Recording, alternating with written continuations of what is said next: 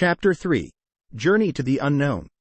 With dwindling time before Frank, Katy, and Pearl rediscovered what I already had, my decision to delve deeper into the anomaly necessitated a bold move, a journey to one of the initiative's space stations, where I could conduct more advanced experiments and access specialized equipment. This trip wasn't just a physical journey. It marked a significant leap in my quest to unravel the mysteries of the wormhole anomaly. Preparations for the journey involved meticulous planning. The space station, a hub of scientific research and a nearby gateway to the wormhole network, was under heightened scrutiny due to the recent developments. Wormholes to other star systems were hung in space. Avoiding needing to control for the planet's spin and gravity was immensely important. Our solution was to have central space stations at each end of a star spanning wormhole and gates from the Earth up to the space station. While there were some limited exceptions, this paradigm had served society well for 100 years. However, gaining access without drawing undue attention required careful maneuvering. I reached out to Dr. Foster, who agreed that the space station was the ideal location for our next phase of research. He used his contacts to facilitate my visit, framing it as a routine maintenance and inspection trip, a cover that utilized my official role at the initiative. That it was administrative trivia that had resulted in my selection to do the quality inspection. In the days leading up to the journey, I gathered the necessary tools and equipment, carefully selecting items that would not arouse suspicion. This included portable data storage devices, compact sensor arrays, and a specialized quantum field toolkit that could be passed off as standard maintenance gear. I also spent time familiarizing myself with the layout and operations of the space station. Dr. Foster provided me with schematics and detailed information, ensuring I would be able to navigate the facility and identify the optimal locations for my experiments.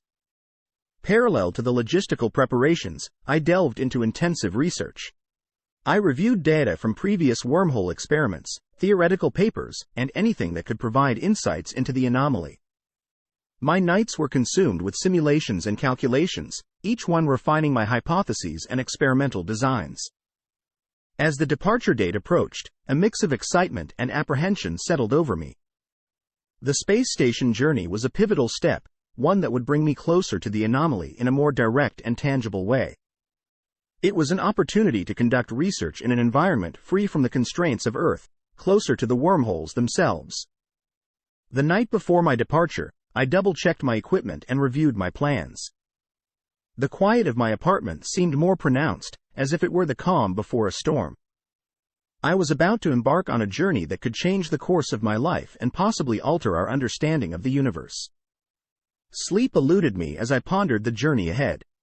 The space station, orbiting silently in the vast expanse of space, was a beacon in my mind, calling me to the unknown. I was ready to take this next step, to venture into uncharted territory in pursuit of answers to what I had discovered. As dawn broke, casting a soft light through my window, I packed my final items and prepared to leave to go through the wormhole. Why is it that there is always that nagging feeling you are forgetting something before a big trip? I couldn't help but think about how you would think the fact we could have nanites build almost any 3D print would alleviate the concern, but it's always the intangibles rather than what you can grab at the local store. The trip through the wormhole. The morning of the departure arrived, cloaked in an air of surreptitious excitement. The Wormhole Initiative headquarters was buzzing with its usual blend of scientific endeavor and routine, providing the perfect cover for my clandestine journey. I arrived at the launch facility. I felt my additional equipment was cleverly disguised as standard maintenance gear. The facility was a hive of activity, with technicians and engineers preparing for various missions, including my seemingly routine trip to the space station.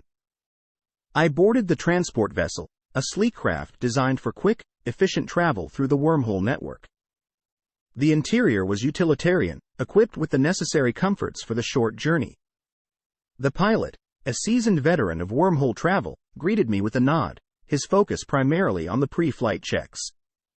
As the vessel prepared for departure, I settled into my seat, feeling the familiar mix of anticipation and apprehension that came with wormhole travel. Despite my experience with the technology, the actual process of traversing a wormhole was an awe-inspiring reminder of the incredible advances humanity had made. The craft vibrated gently as the engines powered up, the view outside the port window shifting as we moved into position. The wormhole entrance loomed before us, a swirling vortex of light and energy, a gateway to the stars. It was a sight that never failed to take my breath away. We left on rails on either side of the network, allowing for efficiencies on either side, ensuring that no craft ever met the edge of the wormhole, which would have sheared it apart. The pilot gave a final check over the comms, his voice steady. Initiating wormhole entry sequence in 3, 2, 1. The craft surged forward, and we were engulfed in the brilliance of the wormhole. The sensation of traveling through a wormhole was disorienting yet exhilarating. For a moment, time and space seemed to warp around us, the laws of physics bending in ways that defied ordinary comprehension. The interior of the vessel was bathed in a kaleidoscope of colors, the wormhole's energy fields interacting with the craft's shielding. It felt as though we were passing through the very fabric of the universe, a brief journey through the unknown that connected distant points in space. The trip through the wormhole was over in a matter of moments, the vessel emerging smoothly on the other side and undocked with the automated system. Now our ship needed to spend hours matching trajectories with the space station. Eventually the space station came into view, a sprawling structure orbiting a distant star, its modules and antennas glinting in the starlight. As the vessel approached the station, docking procedures were initiated. I watched through the window as the station grew larger, its details becoming clearer. This facility was not just a hub of research and travel. It was now the focal point of my quest to unravel the anomaly. The vessel docked seamlessly, the slight jolt signaling our arrival. I gathered my equipment, my mind racing with the possibilities that lay ahead. The space station was a new frontier, a place where I could delve deeper into the mysteries of the wormhole anomaly. I felt a surge of purpose. Here, in the vastness of space, I was closer to the wormholes, closer to the anomaly, and closer to uncovering exactly what had redirected my life so thoroughly. First impressions of the space station. As I disembarked from the transport vessel and stepped onto the space station, a sense of awe washed over me. It was my first time at anything aside from wormhole maintenance sites. The station, known as the Celestial Nexus, was a marvel of engineering and architecture, a testament to the ingenuity of its makers as it had artificial gravity and beauty. The airlock opened into a bustling corridor, alive with the activities of scientists, engineers, and various personnel who called the station home. The interior of the Celestial Nexus was a blend of functionality and advanced design. The walls were lined with sleek panels and interfaces, glowing softly with operational data and status reports. The station's layout was a complex maze of modules and sections, each dedicated to specific functions such as research, habitation, and operations. The gravity here, generated centrifugally, mimicked Earth's pull, giving a sense of normalcy in the otherwise alien environment of space. One of the first things that struck me was the panoramic view from the observation deck. The deck offered an unobstructed view of the cosmos, a vast expanse of stars and distant galaxies that stretched into infinity. It was a humbling reminder of our place in the universe, a speck in the grand tapestry of existence. The station's disembarkation hub was a center of activity, where crew members and visitors mingled, sharing news and updates. Screens displayed real-time data from various research projects and wormhole explorations, highlighting the station's role as a nerve center for scientific discovery. As I made my way through the corridors, I noticed the diversity of the station's inhabitants. People from different planets and cultures worked alongside each other, their varied backgrounds contributing to a rich tapestry of knowledge and experience. The scientific facilities were state-of-the-art, equipped with the latest technology for space research and exploration. Laboratories dedicated to astrophysics, quantum mechanics, and wormhole studies facilitated the potentially groundbreaking work being conducted here. Despite the station's bustling activity, there was an underlying order and efficiency to its operations. At least in this section of the facility, these were professionals rather than families. The crew moved with purpose, each individual a cog in the smooth running of this interstellar outpost. My contact on the station was Dr. Elena Vasquez, a renowned maintenance lead and an old acquaintance from my years at the Wormhole Institute. She greeted me with a warm smile, her eyes reflecting the same curiosity and passion for discovery that had driven our past collaborations. "Welcome to the Celestial Nexus, Casey," she said, extending a hand. "I heard you're here for some routine inspections, but knowing you, and a few messages sent lately, I suspect there's more to your visit than just maintenance." Her comment, laced with a hint of playful suspicion, reminded me of the need for discretion. "Let's just say I'm here to satisfy some scientific curiosity," I replied with a smile. Dr. Vasquez led me on a tour, highlighting some of the station's key facilities and research areas and importantly the social and family areas of the station. As we walked, I couldn't help but feel a sense of excitement and anticipation. The space station, with its advanced capabilities and proximity to the wormholes, was the perfect place to further my investigation into the anomaly. My first impressions of the Celestial Nexus were of a place where the boundaries of science and exploration were continually being pushed. It was a beacon of human achievement, orbiting in the silent majesty of space, and I was ready to delve into the mysteries it held. The journey ahead promised to be one of discovery and revelation, and I was eager to begin. Unique culture and dynamics of the station. What the tour also helped me understand was the station was not just a hub of scientific exploration. It was a microcosm of diverse cultures and ideas, a melting pot of perspectives from across the galaxy. This unique blend of cultures created a dynamic environment, one that was both challenging and enriching. As I spent more time touring the station, I began to appreciate the intricate social fabric that held this community together. The crew and researchers came from various planetary colonies, each bringing their own customs, traditions, and viewpoints. This diversity was celebrated on the station, leading to a vibrant cultural exchange that was evident in daily life. In the communal areas, I heard tidbits of conversations which often blended scientific discourse with cultural insights. I could hear discussions about quantum physics interspersed with references to different planetary philosophies or interstellar politics. These exchanges of ideas seemed to me to be fostering an atmosphere of open-mindedness and collaboration. The station's dining area was a testament to this cultural diversity. The menu featured a wide array of dishes from different worlds, catering to the varied palates of the station's inhabitants. Dr. Vasquez and I shared a meal in the communal area, which was a lively affair, with crew members sharing stories and experiences from their home planets, creating a sense of community and belonging. Despite the diversity, there was a unified sense of purpose that permeated the station. Everyone, regardless of their background, was here for a reason. This commonality bridged cultural differences, creating a bond that was rooted in the pursuit of knowledge and discovery.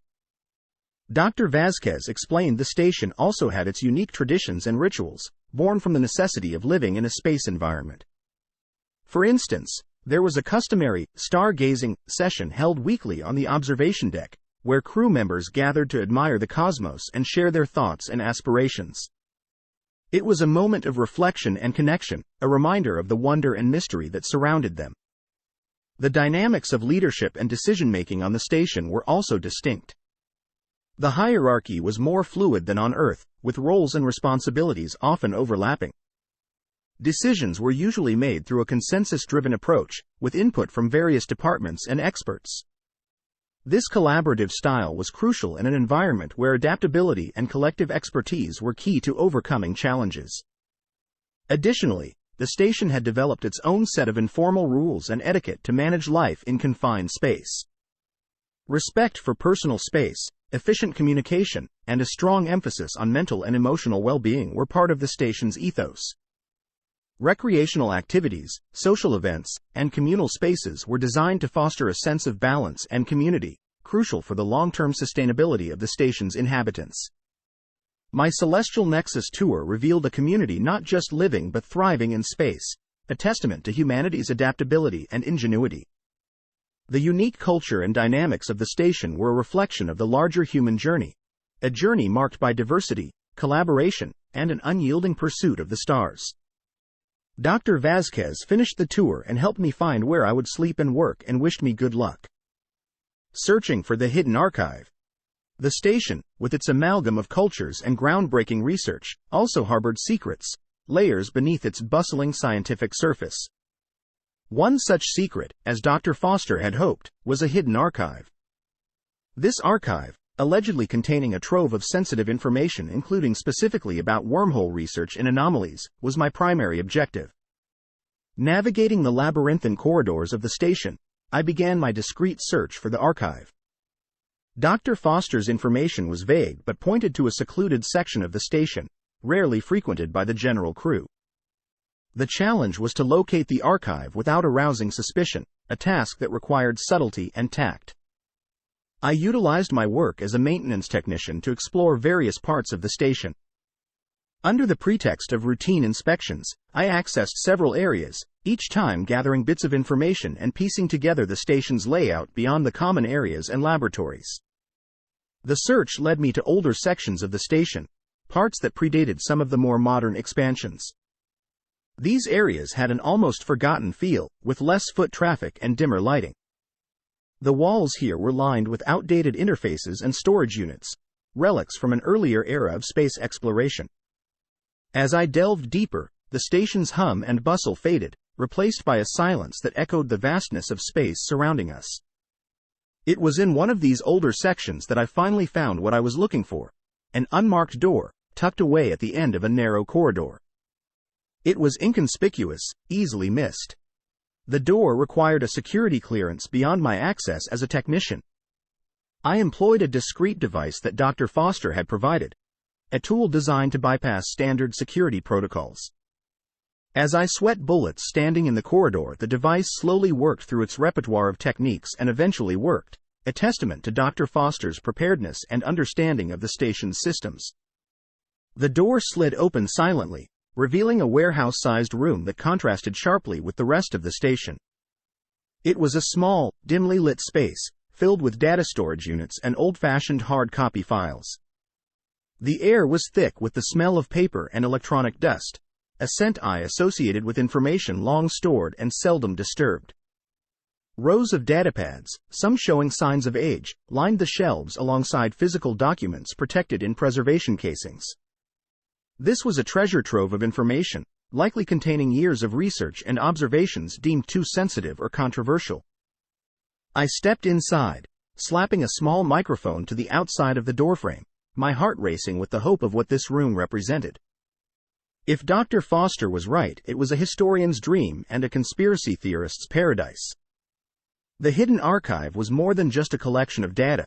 It was a chronicle of humanity's journey into the unknown realms of space and the secrets we had uncovered along the way. I carefully began to explore the contents, looking for anything related to wormhole anomalies and particularly any information that could shed light on the anomaly I had discovered. The task was daunting. The archive was extensive, and time was a luxury I didn't have. As I sifted through the datapads and documents, I couldn't shake the feeling of being a part of something much larger and more profound than my own quest for answers. The hidden archive was a window into the past and hopefully a key to understanding the future. If it held secrets that could help me unravel the mysteries of the cosmos, I was determined to uncover them. Encounter with Katy and Pearl. In the midst of my clandestine exploration of the hidden archive, I was startled by the sudden sound of footsteps approaching from my door microphone. With nothing else to try, I quickly masked my activity, pretending to be engaged in routine maintenance work by sliding an access panel off a piece of wall and grabbing a screwdriver from my toolkit. The door slid open, and to my surprise, Katy Lozano and Pearl Hale entered the room. Their appearance in this secluded part of the station, especially in the archive I had been led to believe was known to only a few, sent a surge of apprehension through me. We had talked last week about my maintenance duties and they had not said anything about coming to the station. I watched cautiously as they surveyed the room, their expressions a blend of curiosity and determination. Katy began, her tone an interesting mix of sternness and intrigue. This is quite an unexpected place to find a maintenance technician. Care to explain? Pearl's gaze was more direct, her military background evident in her stance and the succinct way she observed the surroundings. It seems we have a mutual interest in the hidden aspects of this station, she added, her voice carrying a note of caution. I realized then that they were surprised. They had not expected to find me, and while my covert investigation had at minimum been discovered but also potentially intersected with their own. The archive, a repository of sensitive information, had drawn us together in this unlikely setting. I decided to respond with measured honesty. I'm here on personal research, I admitted, careful not to reveal the full extent of my knowledge about the anomaly. I heard about and stumbled on this archive while doing maintenance. It appears to hold a wealth of information. Katy stepped closer, examining some of the datapads I had been reviewing. This is more than just historical data, she said, her eyes scanning the documents. These are records of experiments and studies that never made it to the public domain. Some of these are strikingly similar to the anomaly and could have significant implications for our understanding of wormholes. Pearl, meanwhile, had begun to peruse the physical documents in the same section, her expression growing more intense. And potentially implications for security and defense, she added. This information, if it falls into the wrong hands, could lead to a serious threat. The room fell into a tense silence, each of us aware of the gravity of the discovery. The hidden archive was not just a collection of scientific curiosities. It was a compilation of knowledge that held power and danger in equal measure. I realized that despite our different backgrounds and motivations, Katy, Pearl, and I were now linked by a common thread: the pursuit of truth hidden within the station's archives. Our paths had converged in this room of secrets. We need to approach this carefully, Katy finally said, breaking the silence. This information could change a lot of what we know about space travel and wormhole technology.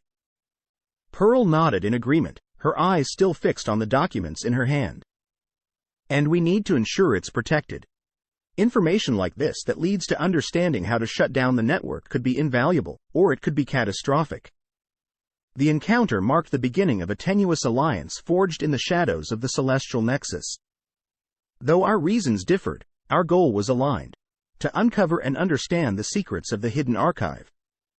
The room, once a silent vault of forgotten knowledge, had become a crossroads of discovery and decision, a place where our journey into the unknown took a new, collaborative turn. Teaming up for a common goal. In the dim light of the hidden archive, amidst the relics of forgotten research and obscured truths, a new alliance was formed. Katy Lozano, Pearl Hale, and I stood amidst the echoes of scientific endeavors past, united by a newfound purpose. Despite our differing backgrounds and initial intentions, it became evident that our paths were irrevocably intertwined by the pursuit of the anomaly and the secrets within the archive. Katy, with her astute scientific mind and government connections, was driven by a desire to understand the anomaly's implications for space exploration and knowledge. Pearl, on the other hand, brought a strategic perspective, considering the potential security and defense ramifications. My quest was more personal, driven by curiosity and the yearning to uncover the truth behind my discovery. We have different pieces of a much larger puzzle here, Katy observed, her gaze sweeping over the rows of datapads and documents. This archive contains information that could significantly advance our understanding of wormholes and perhaps even other aspects of life we've yet to consider. Pearl nodded in agreement, her expression serious. And it's information that needs to be handled responsibly. If we're going to explore this further, we need to do it as a united front. The stakes are too high for individual pursuits. We need a specialist AI in here to help analyze this ASAP. The proposition of working together presented a new dynamic for me. Our collaboration would mean sharing knowledge, resources, and risks. It required a level of trust and mutual respect, a commitment to a common goal that transcended my individual agenda. I was not sure I was ready to fully trust them, but what option did I really have? I decided then to let them know about the energy savings for wormhole creation that had already been discovered. I'm in, I said, the decision clearing in my mind. The opportunity to look deeper into the anomaly with the support and expertise of Katy and Pearl was too valuable to pass up. Together, we can piece together the full scope of what's happening and navigate the challenges ahead. We should get Frank up here to create the specialist AI. We agreed to combine our efforts, pooling our knowledge, expertise, and resources. Katy's access to government data and channels would prove invaluable, as would Pearl's strategic acumen and insight into the broader implications of our findings. My technical skills and direct experience with the anomaly were potential keys to unlocking the secrets of the archive's information. Our first course of action was to set out electronic agents to systematically copy and review the digital archive, identifying and prioritizing information directly related to wormhole anomalies, particularly any data that could shed light on my recent discovery. We then planned to conduct a series of controlled experiments, using the station's facilities to test our hypotheses and validate the archive's findings. We also recognized the need for discretion. The information we were hopeful to uncover could attract attention from various quarters, not all with benign intentions. Secrecy was paramount, at least until we fully understood the implications of what we were dealing with. As we left the archive that day, we hadn't made much traditional progress in reading or reviewing, but we had devised a plan and there was a sense of cautious optimism among us. The path ahead might lead to uncharted waters, but we had a plan on how to get through them. Hopefully it was filled with potential discoveries and no dangers, but I was no longer navigating it alone. My only secrets remained Dr. Foster and the signal inside the anomaly. As team, we were poised to explore one of the greatest mysteries of our time. Exploring the depths of the archive. The next day, Casey, Katy, Pearl regrouped at the station with a palpable sense of purpose. They were determined to explore the depths of the secret archive they had discovered. They had called Frank, the AI specialist, and he had worked through the night to create a specialized AI program designed to assist in analyzing the archive's extensive data. This AI is tailored to sift through the data efficiently, looking for patterns and connections we might miss, Frank explained, as he shipped them the program the next morning.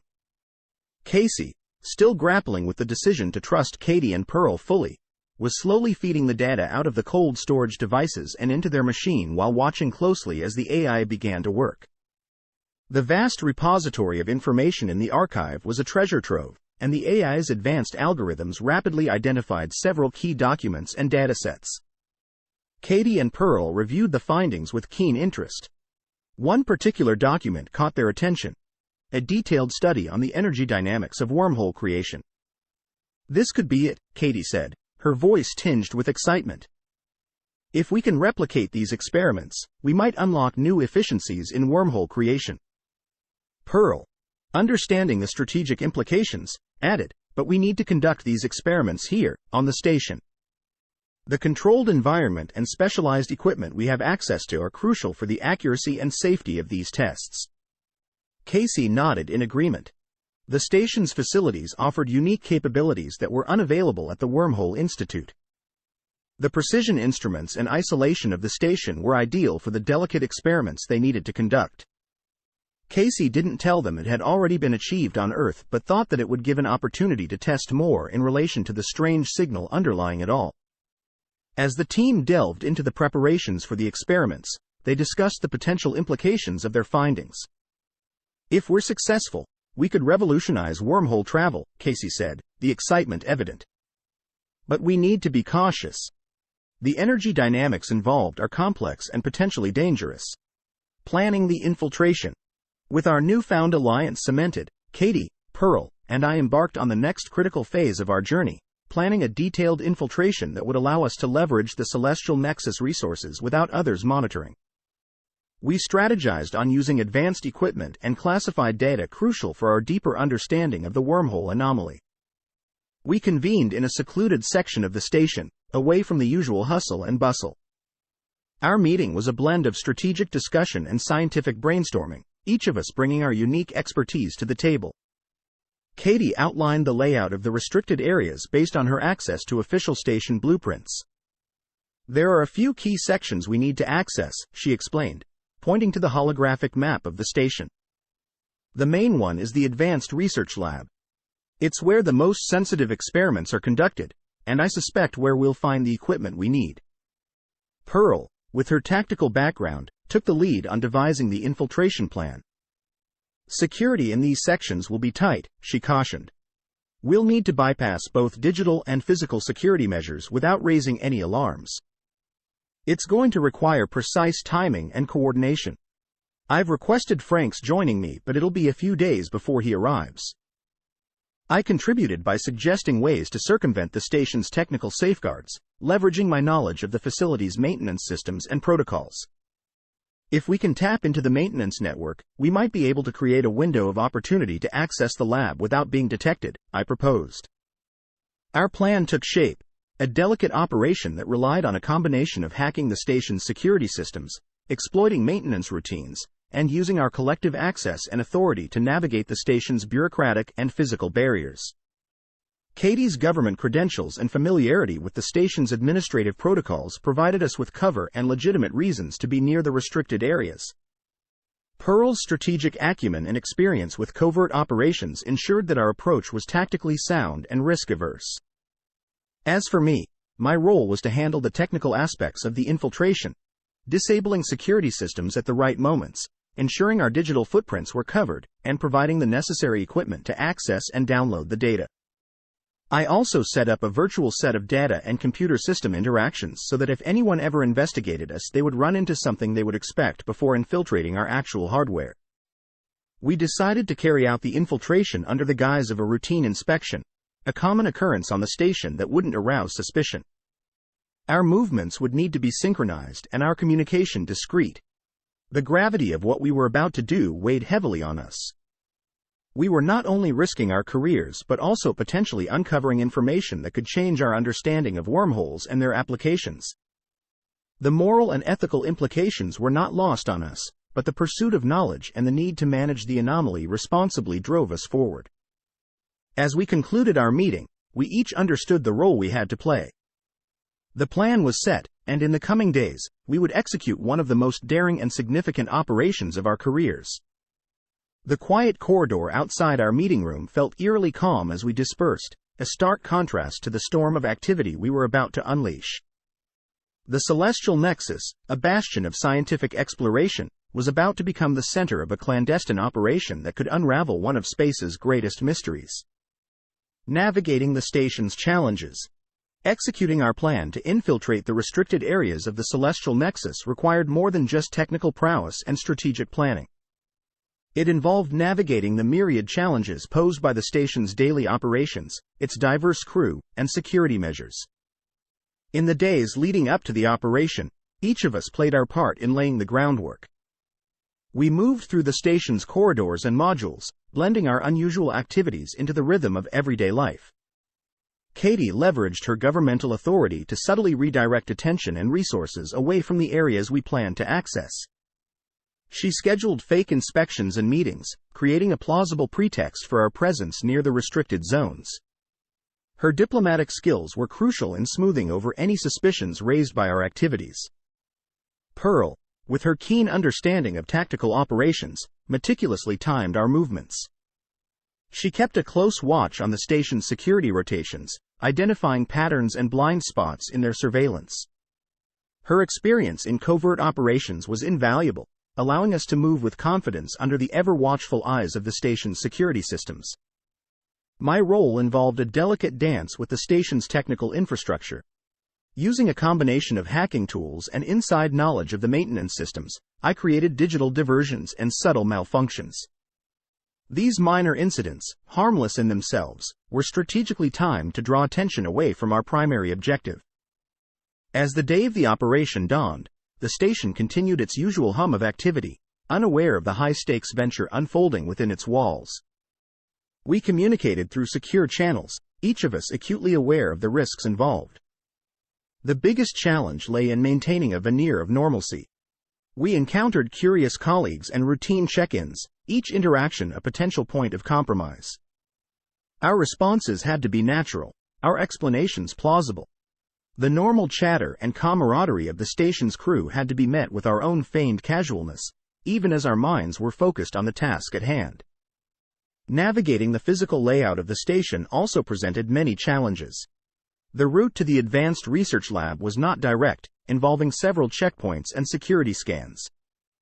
We used our combined access and authority to bypass these hurdles, but each barrier crossed heightened the risk of discovery. As we navigated the corridors of the station, my mind was abuzz with the potential implications of our discovery. The energy dynamics experiments could redefine our understanding of wormhole creation. The anticipation was like a current running through my veins, both exhilarating and nerve-wracking. It was then, in the midst of these thoughts, that we turned a corner and almost collided with Dr. Emily Jensen, a senior researcher known for her meticulous attention to detail. My heart skipped a beat. Dr. Jensen's inquisitive gaze fell upon us, her brow furrowed in curiosity. "Casey, what are you and your team doing here?" she asked, her tone conveying both surprise and suspicion. I could feel the eyes of Katy and Pearl on me, waiting for my response. I quickly sifted through possible explanations in my mind. Telling the truth was out of the question. We couldn't risk exposing our real intentions. "Oh, Dr. Jensen," I started, trying to sound as casual as possible. "We're here for an emergency maintenance check. There were some irregular readings in the data core, and we're trying to pinpoint the issue." I held my breath, hoping she would buy the explanation. The last thing we needed was someone poking around and asking questions. Dr. Jensen seemed to ponder this for a moment. "I wasn't aware of any issues. But then, these systems can be unpredictable. Just make sure to file a report with the maintenance department." I exhaled silently, relief washing over me. "Of course, Dr. Jensen. We'll make sure to do that," I replied, giving her a nod. As she walked away, I couldn't help but reflect on the close call. We were indeed walking a razor-thin line. One slip, one unconvincing answer, and our entire plan could come crashing down. It was a sobering reminder of the risks we were taking. I glanced at Katy and Pearl, seeing my own unease mirrored in their expressions. "Let's be more careful moving forward," I whispered. "We can't afford any more close calls like this." As we drew closer to our destination, the tension among us mounted. The corridors of the celestial nexus, usually a space of scientific pursuit and discovery, now felt like a labyrinth of risk and uncertainty. Each step forward was a step deeper into the unknown, a journey not just through the physical space of the station but through the shadowy realm of secrets and potential revelations. Despite the challenges, our resolve remained firm. The importance of our mission, to uncover the truths hidden within the station's archives, drove us forward. The anomaly that had brought us together was more than a scientific curiosity. It was a key to understanding the universe in ways we had yet to imagine. And as we navigated the challenges of the station, we moved ever closer to unlocking its secrets. Entering the high-security area. Our meticulously planned approach led us to the threshold of the high-security area, the final barrier before reaching the advanced research lab. The air was thick with tension, each of us acutely aware of the gravity of what we were about to do. This part of the celestial nexus was starkly different. The corridors were less traveled, the security measures more pronounced. The entrance to the high-security area was guarded by a sophisticated security system, a combination of biometric scanners, coded access, and surveillance devices. Pearl, with her tactical expertise, took the lead. She had procured a set of counterfeit security badges through her contacts, designed to bypass the biometric checks. Katy's authoritative presence was key in this moment. She confidently approached the scanner, her badge in hand, portraying the image of someone with legitimate business in the area. The rest of us followed suit, each trying to mirror her confidence. The scanner beeped a confirmation, the light turning green as we each passed through, a testament to Pearl's meticulous planning. Beyond the security checkpoint, the corridor led to a series of locked doors, each requiring a different level of clearance. Using a combination of hacking tools and Katy's access codes, we systematically bypassed these barriers. With each door that slid open, we delved deeper into the heart of the station's secrets. The environment here was markedly different from the rest of the station. The lights were bright and harsh, the walls lined with secure storage units and reinforced doors. The heavy soundproofing isolated us from the rest of the station, creating a sense of detachment from the outside world. As we approached the entrance to the advanced research lab, I felt a surge of anticipation mixed with apprehension. This was it, the culmination of our efforts. The lab door was more formidable than the others, its security system more complex. I stepped forward, my fingers working quickly to deploy the same device that gave me access to the hidden archive. The device interfaced with the lock, running through countless code combinations at a dizzying speed. After standing there tensely counting down the minutes, the light on the door lock turned green, and the door unlocked with a soft hiss. We entered the lab cautiously, aware that this was the most sensitive and potentially dangerous part of our mission. The lab was a treasure trove of cutting-edge research and technology. equipment and data that were at the forefront of wormhole exploration and experimentation. Its value was immense on the illicit market. Rows of high-powered computers and quantum analyzers hummed softly, displaying streams of complex data. Secure data vaults lined the walls, likely containing research files and experiment results that had never seen the light of day. Katy and Pearl quickly began to search the lab for relevant equipment, while I focused on downloading as much information and experimental setup as possible into the lab's mainframe. Time was of the essence. We needed to set up what we could and leave before our presence was detected. Thankfully, that went off without a hitch, and our experiments progressed over the next 3 hours as we had hoped. In the silence of the lab, broken only by the soft clicking of our work, the reality of our situation was palpable. We were in uncharted territory, not just physically within the confines of the station, but in the realm of knowledge and discovery. We had preloaded the handful of experiments we needed to do and loaded them into the machinery. Meanwhile, we explored the contents of this lab, and looked for things to help expand the information we were extracting. Hopefully it held the ability to change everything we knew about wormholes and space travel. As data transferred onto my portable drive, I couldn't help but feel a sense of awe.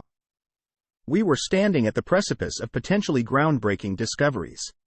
The secrets hidden within this lab could unlock new understandings of the universe, or they could lead us down a path fraught with danger and ethical dilemmas. We prepared to exit the lab, our minds racing with the implications of our findings. The journey back through the high-security area was a reverse of our entry, each step taking us closer to the relative safety of the station's public areas. Exiting the high-security zone, we each let out a breath we didn't realize we'd been holding. The most critical part of our mission was accomplished, but the journey was far from over. We now held in our hands information that could unravel the mysteries of the wormhole anomaly and perhaps reveal new horizons in our understanding of the cosmos.